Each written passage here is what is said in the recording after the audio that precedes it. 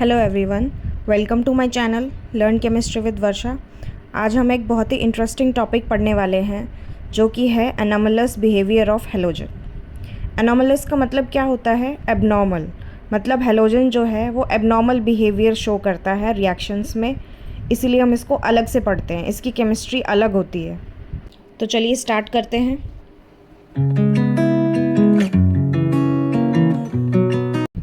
Anomalous behaviour of halogen.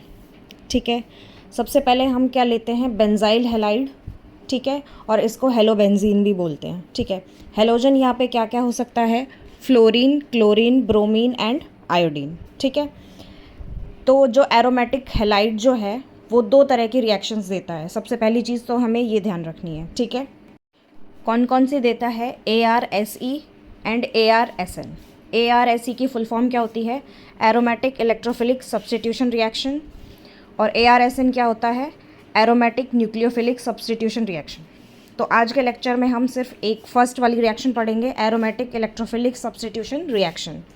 ठीक है, तो हेलोजन जो होता है, हेलोजन की क्या प्रॉपर्टी होती है कि वो +R भी दिखाता है। +R मतलब resonance effect, electron releasing resonance effect, और एक क्या होता है? Electron withdrawing inductive effect. ठीक है, तो सबसे पहले हम क्या पढ़ते हैं कि यहाँ पे एरोमेटिक इलेक्ट्रोफिलिक सब्स्टिट्यूशन रिएक्शन जो है, इसमें क्या होता है? इलेक्ट्रोफाइल अटैक करता है बेंजीन रिंग पे। ठीक है, तो इसका मतलब हेलोबेंजीन किस तरह से बिहेव करेगा यहाँ पे? न्यूक्लियोफाइल की तरह। तो attack of nucleophile is according to the directive influence of halogen, means halogen shows +R effect and is ortho and para directing. ठीक है, इसी में सेकंड क्लासिफिकेशन क्या है? न्यूक्लियोफिलिसिटी और रिएक्टिविटी और rate of reaction of halobenzene is checked by inductive effect, that is electron withdrawing inductive effect. अब इसकी एक्सप्लेनेशन पढ़ते हैं। ये जो हमने क्लासिफिकेशन जो किया है इसकी एक्सप्लेनेशन पढ़ते हैं।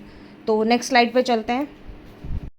अच्छा, एक्सप्लेनेशन से पहले मैं एक चीज़ बता देती हूँ आपको कि इसमें +R इफेक्ट और -I इफेक्ट जो है, जो हेलोजन शो कर रहा है, इसके लिए आप मेरे GOC के लेक्चर्स देख सकते हैं कि +R इफेक्ट कैसे शो करता है हेलोजन और -I इफेक्ट कैसे शो करता है। ठीक है, इप्सो, ऑर्थो, मेटा, पैरा, इन पे -I इफेक्ट शो करता है, और +R इफेक्ट है वो ऑर्थो और पैरा पे शो करता है। ठीक है, तो इसके लिए मैंने GOC के लेक्चर्स अपलोड किए हुए हैं जिसमें इंडक्टिव इफेक्ट, रेजोनेंस और हाइपर कॉन्जुगेशन ये सब अपलोड किया हुआ है, तो आप वो देख सकते हैं। उसके बाद आप इस लेक्चर को देखेंगे तो ज़्यादा क्लियरली समझ में आएगा।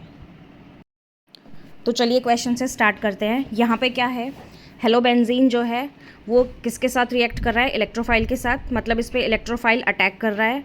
तो यहाँ पे हेलोजन कैसे बिहेव करेगा, मतलब बेंजाइल हैलाइड जो है वो कैसे बिहेव करेगा? न्यूक्लियोफाइल की तरह। तो अब हमें क्वेश्चन दिया हुआ है, अरेंज द फॉलोइंग। सबसे पहले हम देखते हैं at what position does electrophile attack. ठीक है, इलेक्ट्रोफाइल कहाँ अटैक करेगा? ऑर्थो और पैरा पोजीशन पे, जिसमें से पैरा जो है वो मेजर बनेगा और ऑर्थो जो है वो माइनर बनेगा। दूसरा क्वेश्चन क्या है? Arrange the following in increasing order of nucleophilicity. Nucleophilicity के ऑर्डर में अरेंज करना है हमें। तो न्यूक्लियोफिलिसिटी का ऑर्डर मैंने ये इंक्रीजिंग ऑर्डर लिखा हुआ है। सबसे ज़्यादा होगा सबसे कम होगा फ्लोरोबेंजीन, उससे ज़्यादा न्यूक्लियोफिलिक होगा क्लोरोबेंजीन, उसके बाद ब्रोमोबेंजीन और उसके बाद आयोडोबेंजीन। ठीक है, तो अब ये दो क्वेश्चंस हैं, इनकी हम एक्सप्लेनेशन देखते हैं कि ये कैसे आया। ठीक है, तो नेक्स्ट स्लाइड पे चलते हैं।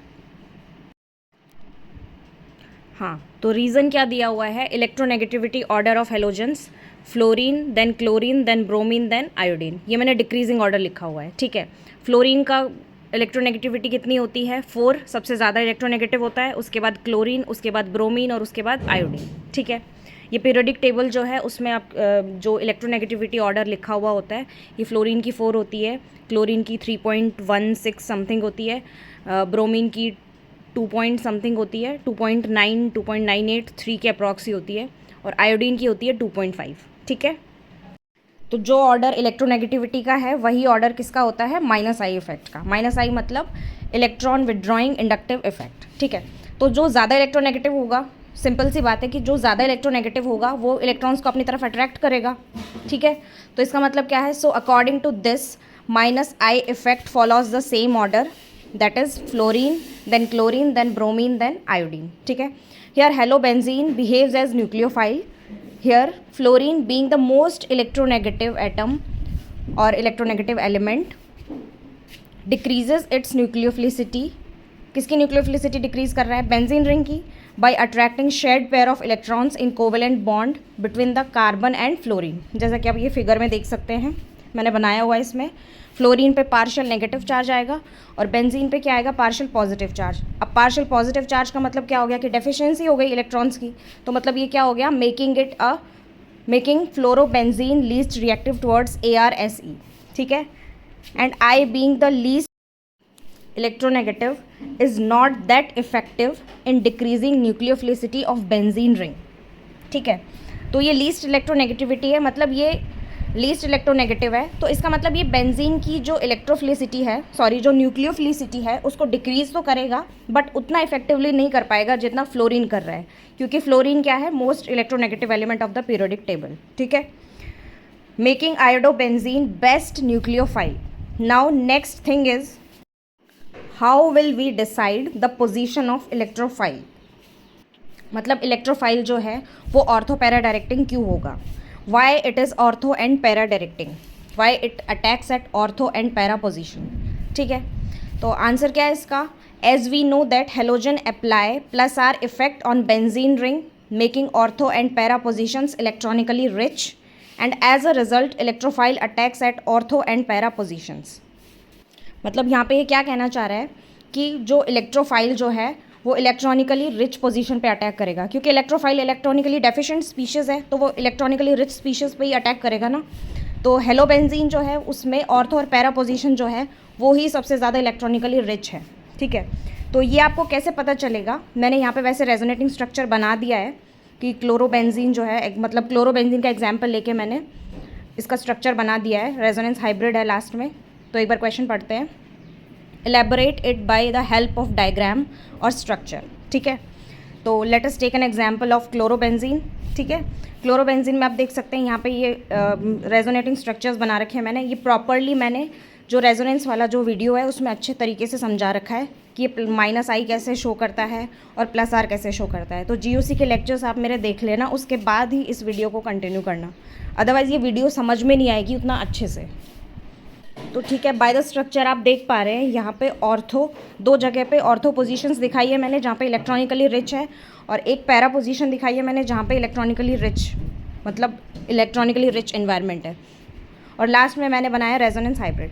तो मतलब जो इलेक्ट्रोफाइल है वो इलेक्ट्रॉनिकली रिच एनवायरनमेंट पे ही अटैक करेगा, तो ऑर्थो एंड पैरा पोजीशन पे ये अटैक करेगा, ठीक है। नेक्स्ट स्लाइड पे चलते हैं। क्या कह रहा है ये? Figure clearly shows that ortho and para positions are electronically rich and are available for electrophilic attack. So this is the reason for the position of electrophile which takes place at ortho and para position, ठीक है। अब next question है, why para product is a major product. Para product जो है वो major क्यों बना? इसमें ऑर्थो जो है वो माइनर बनेगा और पैरा क्या बनेगा? मेजर। तो जैसे मैंने इसमें इंडिकेट किया हुआ है, रिप्रेजेंट किया हुआ है कि ऑर्थो पोजीशन पे जो इलेक्ट्रोफाइल जो लगा हुआ है, अगर वो बल्की ग्रुप है, फॉर एग्जांपल इलेक्ट्रोफाइल भी बल्की है, और साथ में जो हेलोजन जो है, फॉर एग्जांपल हेलोजन बल्की कौन सा हो सकता है? आयोडीन, क्योंकि उसका साइज़ लार्ज होता है। तो इसमें क्या होगा? पैरा प्रोडक्ट मेजर बनेगा, ठीक है। तो मतलब अगर दोनों ही चीज़ें बल्की हैं, मतलब इलेक्ट्रोफाइल भी बल्की है और हेलोजन भी बल्की है, तो कोई चांस ही नहीं है कि ऑर्थो प्रोडक्ट बने, ठीक है।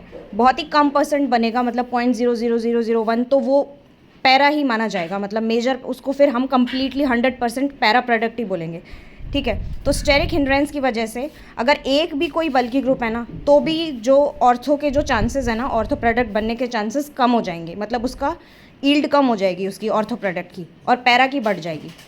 और एक चीज़ ध्यान रखनी है कि किसी भी केस में ऑर्थो जो है वो मेजर कभी नहीं बनेगा, चाहे आप फ्लोरोबेंजीन लगाओगे तब भी नहीं बनेगा, मतलब हमेशा पैरा प्रोडक्ट ही मेजर बनेगा और ऑर्थो माइनर बनेगा। परसेंटेज में मतलब ईल्ड में चेंज आ सकता है, ऑर्थो कभी थोड़ा सा उसका इंक्रीमेंट हो सकता है थोड़ा सा, लेकिन ज़्यादा जो परसेंटेज है वो पैरा का ही रहेगा, ठीक है।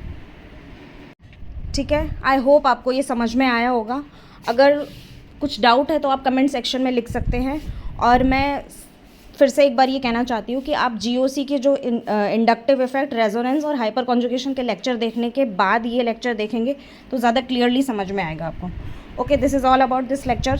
Thank you. Keep watching and keep learning. I'll see you in the next video.